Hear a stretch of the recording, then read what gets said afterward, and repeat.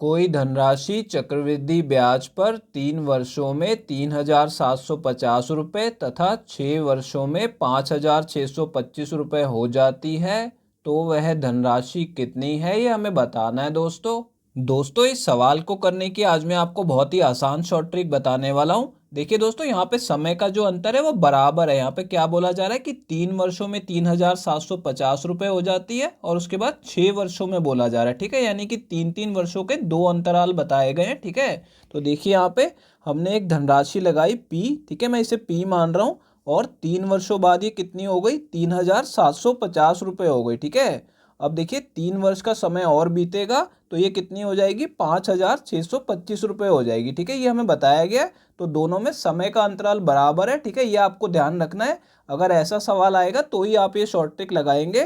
तो देखिए दोस्तों, ऐसे सवाल में हम क्या करेंगे, यहाँ पे बाद वाली धनराशि को पहले वाली धनराशि से भाग करेंगे। ठीक है, तो मैं यहाँ पे 5,625 को 3,750 से भाग करके देखूंगा। ठीक है, तो देखिए यहाँ पे दोनों 25 से कट रहे हैं तो इन्हें 25 से काट लेंगे।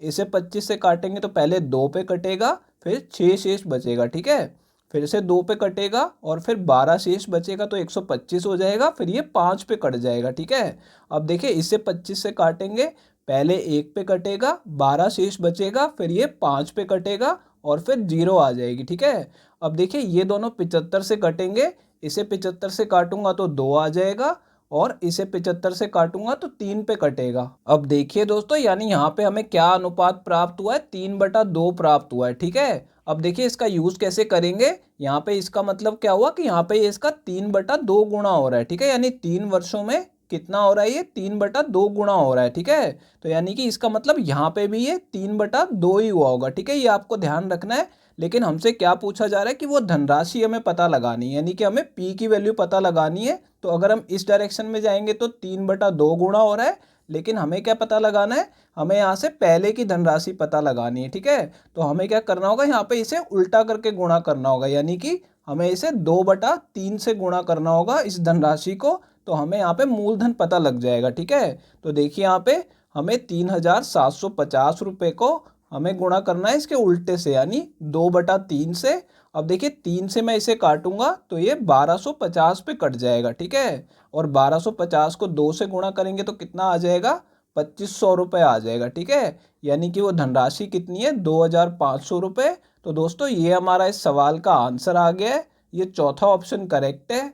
कोई धनराशि चक्रवृद्धि ब्याज पर 5 वर्षों में 24,000 रुपये तथा 10 वर्षों में 32,000 रुपये हो जाती है तो वह धनराशि ज्ञात करो। देखिए दोस्तों, ये जो सवाल है ये पिछले सवाल जैसा ही है, लेकिन इसे करने की मैं आपको एक और शॉर्ट ट्रिक बताने जा रहा हूँ। देखिए यहाँ पे समय का अंतर कितना है, 5-5 वर्षों का अंतर है। ठीक है, पहले 5 वर्ष बाद बोला गया, उसके बाद 5 वर्ष और बीत गए, तो यानी 10 वर्ष बाद का हमें मिश्र धन दिया गया है। ठीक है, तो यहाँ पे देखिए नई शॉर्ट ट्रिक कैसे लगेगी। अब देखिए दोस्तों, यहाँ पे जो छोटे वाली धनराशि है, ठीक है, 24,000 हमारी छोटी धनराशि है और 32,000 बड़ी धनराशि है। ठीक है, तो हमें क्या करना है, हमें यहाँ पे छोटी धनराशि को 2 बार लिख लेना है। ठीक है, तो देखिए यहाँ पे 24,000 को मैं फिर से एक बार 24,000 से गुणा कर दूंगा। ठीक है, ये दूसरी शॉर्ट ट्रिक है दोस्तों, और इसे भाग कर देंगे बड़े वाली धनराशि से। ठीक है, तो यहाँ पे देखिए इसे मैं 32,000 से भाग कर दूंगा। ठीक है, बस आपको इतना कर लेना है, छोटी धनराशि को 2 बार गुणा करना है और बड़े वाली से उसे भाग कर देना है, तो भी आपका आंसर आ जाएगा।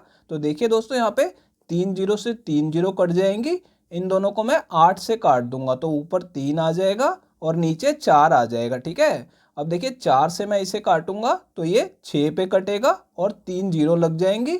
अब देखिए दोस्तों, 6,000 को 3 से गुणा करेंगे तो कितना आ जाएगा, 18,000 रुपये आ जाएगा। ठीक है, तो इससे हमारा आंसर बहुत ही आसानी से आ जाएगा। तो देखिए दोस्तों, मूलधन कितना लगाया गया था, 18,000 रुपये। तो देखिए दोस्तों, कौन सा ऑप्शन करेक्ट है, ये तीसरा ऑप्शन करेक्ट है। दोस्तों अगर ये वीडियो आपको पसंद आई हो तो इसे लाइक कर दीजिए, और दोस्तों अगर आप लोग चैनल पे नए हैं तो चैनल को सब्सक्राइब जरूर कर लीजिएगा, और दोस्तों नोटिफिकेशन बेल को दबाना बिल्कुल मत भूलिएगा। तो दोस्तों इस वीडियो को यहीं ख़त्म करेंगे, आपसे मिलते हैं अब अगली वीडियो में।